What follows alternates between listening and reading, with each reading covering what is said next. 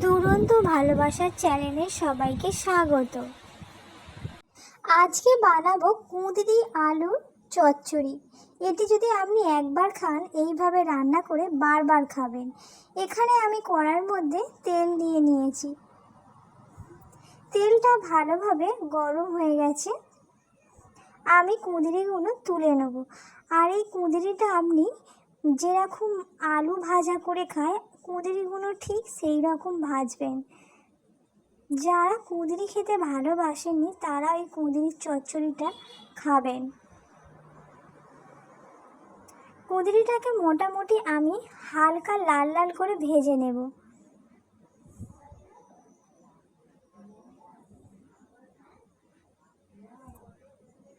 কুঁদরিটা আমার এক পিঠে লাল লাল করে প্রায় আলু ভাজার মতন হয়ে গেছে। আমি কুঁদরি ভাজার সময় অল্প নুন দিয়েছিলাম। এখানে আমার কুঁদরি ভাজা হয়ে গেছে। ওই কড়ার মধ্যে আমি খানিকটা তেল দিয়ে দিয়েছি। এরপরে আমি কুঁদরির আলুগুলো লাল লাল করে ভালো করে ভেজে নেব। আলুগুলো এবার আমি তুলে দেব কড়ার মধ্যে। আলুগুলো আমি সাইজ একটু বড় বড় করে নিয়েছি। আপনারা পারলে এর থেকে সরুও নিতে পারেন।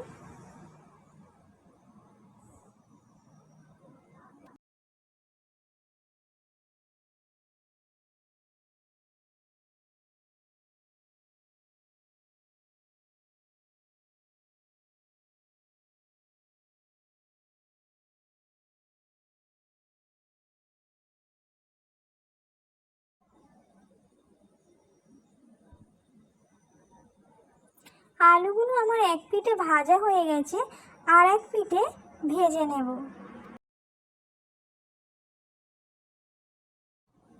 আলুর মধ্যে আমি মাঝখানটা দিয়ে দিয়েছি কালা জিরে।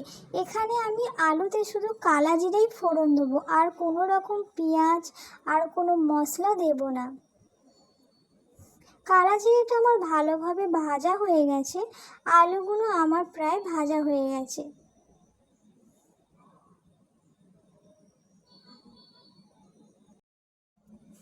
এক চামচের মতন আমি এখানে নুন দিয়েছি।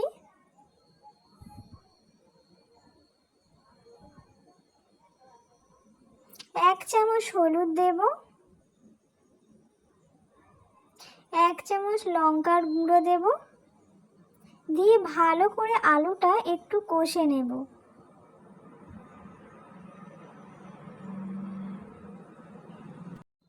আমার আলুর কালারটা খুব সুন্দর এসছে।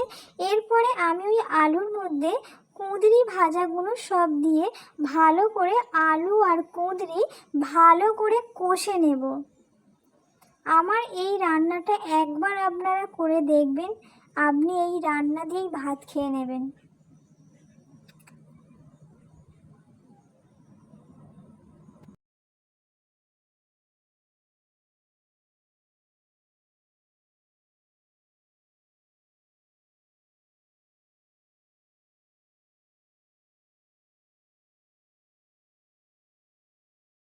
এখানে আমার আলু কুঁদরি ভালো করে কষা হয়ে গেছে। এবারে আমি পরিমাণ মতন জল দিয়ে দেব আলুটা সিদ্ধ করার জন্য। আমি একটু বেশি জল নিয়েছি, কারণ আলুগুলো আমি একটু মোটা মোটা করে নিয়েছি।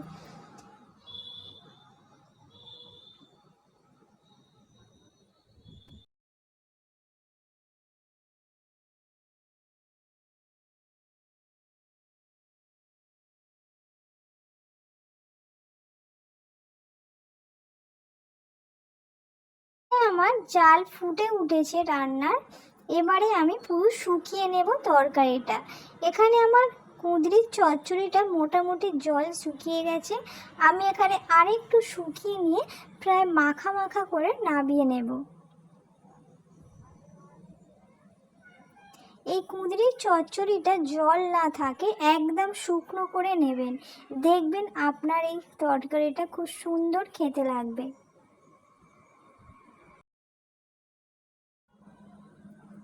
আমার এখানে মোটামুটি হয়ে গেছে। এবারে আমি নামিয়ে নেব।